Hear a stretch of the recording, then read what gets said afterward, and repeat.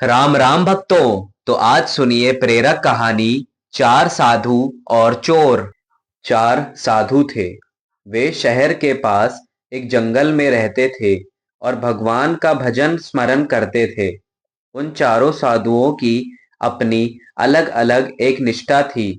एक दिन वहां के राजा ने अपनी स्त्री से कहा कि हमें अपने लड़के को अच्छा संत बनाना है, फिर चाहे राज्य करे चाहे साधु बन जाए। रानी बोली कि महाराज, जो संत बनना चाहता है वही संत बन सकता है, दूसरे के बनाने से कैसे बन जाएगा? आपका और मेरा उद्योग थोड़ी काम करेगा।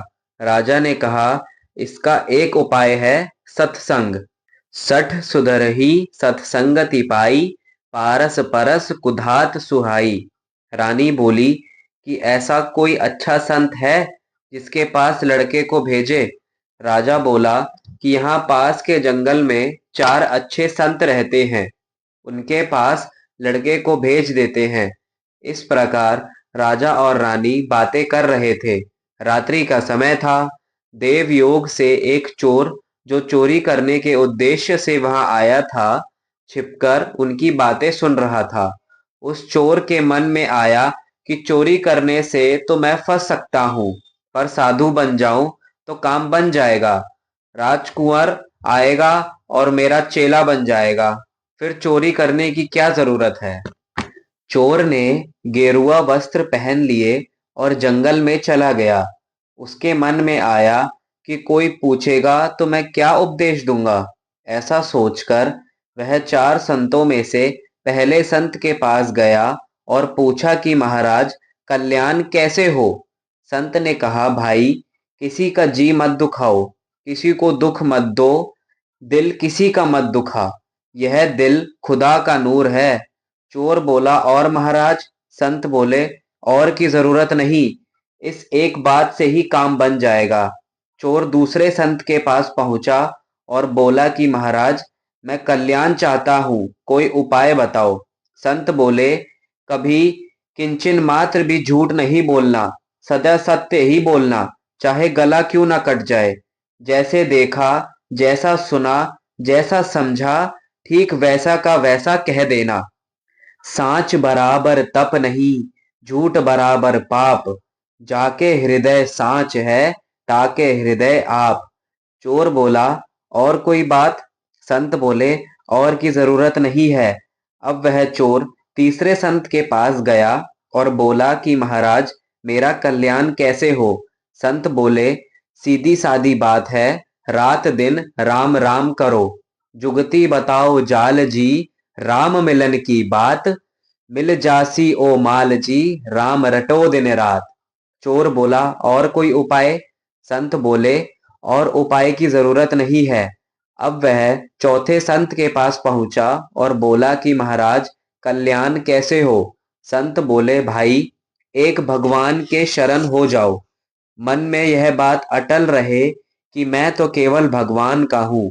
जैसे विवाह होने के बाद लड़की के मन में यह बात दृढ़ हो जाती है कि मैं कुंवारी नहीं हूँ, मेरा विवाह हो गया है, ऐसे ही मन में यह बात दृढ़ हो जाए कि मैं भगवान का हो गया, अब मैं और किसी का नहीं हो सकता, मेरे तो गिरधर गोपाल, दूसरों ना कोई। चोर बोला, और कोई बात? संत बोले, और की जरूरत नहीं, इतना ही काम है। चोर ने चारों संत से चार बातें सीख ली और आगे जाकर बैठ गया। अब राजा आया। वह क्रमशः चारों संतों के पास गया। चारों ने एक एक बात कह दी। राजा ने देखा कि आगे पांचवा साधु भी बैठा है। राजा उसके पास भी गया और प्रार्थना की कि महाराज, कृपया करके कल्याण की बात बताएं। वह साधु वेशधारी चोर चुपचाप ध्यान में बैठा रहा, कुछ बोला नहीं। राजा ने ज्यादा प्रार्थना की तो वह बोला, मैं जैसे बताऊंगा वैसे करोगे? राजा ने कहा कि हाँ महाराज, वैसा ही करूंगा। वह बोला, किसी का जी मत दुखाओ। राजा बोला, और कोई बात? वह बोला, सदा सत्य बोलो। राजा बोला, दूसरी कोई बात? वह बोला, भगवान के नाम का जप करो। राजा बोला, और कुछ बताइए। वह बोला, भगवान के शरण हो जाओ। राजा बोला, महाराज और कोई बात? वह बोला, संत जैसा कहे वैसा कर दो। राजा ने मन में विचार किया कि यह संत ज्यादा ऊंचा है। अन्य संतों ने तो एक एक बात कही, पर इन्होंने 5 बात कह दी। राजा बड़े सरल स्वभाव का था। उसको मालूम नहीं था कि संत की पहचान इस तरह नहीं होती। राजा लौटकर महल में आ गया। रात होने पर वह चोर फिर छिपकर महल में आया। जब राजा रानी के पास गया, तब वह चोर दरवाजे के पीछे छुपकर उनकी बातें सुनने लगा। रानी ने पूछा कि क्या बात हुई। राजा ने कहा कि मैं जंगल में संतों के दर्शन करके आया हूँ। मैं तो 4 ही संत समझता था, पर वहां 5 संत बैठे थे। रानी बोली, वहां जाकर आपने क्या कहा? राजा बोला, मैंने भगवत प्राप्ति की बात पूछी तो उनमें से एक संत ने कहा कि किसी का जी मत दुखाओ। दूसरे ने कहा कि सदा सत्य बोलो। तीसरे ने कहा कि नाम जप करो। चौथे ने कहा कि भगवान के शरण हो जाओ। परंतु 5वें संत ने उन चारों संतों की 4 बातें भी बताई और साथ में 5वीं बात यह बताई कि संतों की आज्ञा का पालन करो। राजा और रानी दोनों सच्चे और सरल स्वभाव के थे। उन्होंने विचार किया कि वह 5वां संत ठीक है, अपने लड़के को उसी के पास भेजो। उनकी बातों का चोर पर बड़ा असर पड़ा कि अरे, मैंने तो नकली बात कही, उस पर भी राजा ने श्रद्धा कर ली। अगर सच्ची बात कहूं तो कितनी मौज हो जाए। राजा के स्वभाव के कारण चोर का हृदय बदल गया। वह सच्चा साधु हो गया और जंगल में निकल गया। उसने विचार किया कि 4 बातों का मैं ठीक से पालन करूंगा, पर 5वीं बात का पालन तब हो जब कोई अच्छा और सच्चा संत मिले, कोई ऐसा भगवत प्राप्त संत मिले जिसकी आज्ञा का मैं पालन करूं। वह संत को ढूंढने में लग गया। पहले चोर होने से वह चालाक तो था ही, इसलिए हर एक साधु पर उसका विश्वास नहीं बैठता था। वह कई साधुओं के पास गया, पर किसी पर उसका विश्वास नहीं बैठा। अब अच्छे संत को पाने के लिए उसकी लगन लग गई। उसके मन में यह बात थी कि जिसमें मेरा चित्त खिंच जाए, मेरा विश्वास हो जाए, उसको ही गुरु बनाऊंगा। भगवान ने उसकी सच्ची लगन देखी तो वह संत बनकर उसके सामने आ गए। उनको देखते ही उस पर असर पड़ा और वह बोला कि महाराज, मैं आपके शरण हूँ, मेरे को दीक्षा दीजिए। आप जैसा कहेंगे मैं वैसा ही करूंगा। संत रूप में भगवान बोले, जैसा मैं कहूंगा वैसा करेगा क्या? सच्ची बात कहता है ना? वह बोला, हाँ महाराज, बिल्कुल सच्ची बात कहता हूँ। भगवान बोले, तो फिर पहले एक काम करो, पीछे तुम्हें मंत्र देंगे।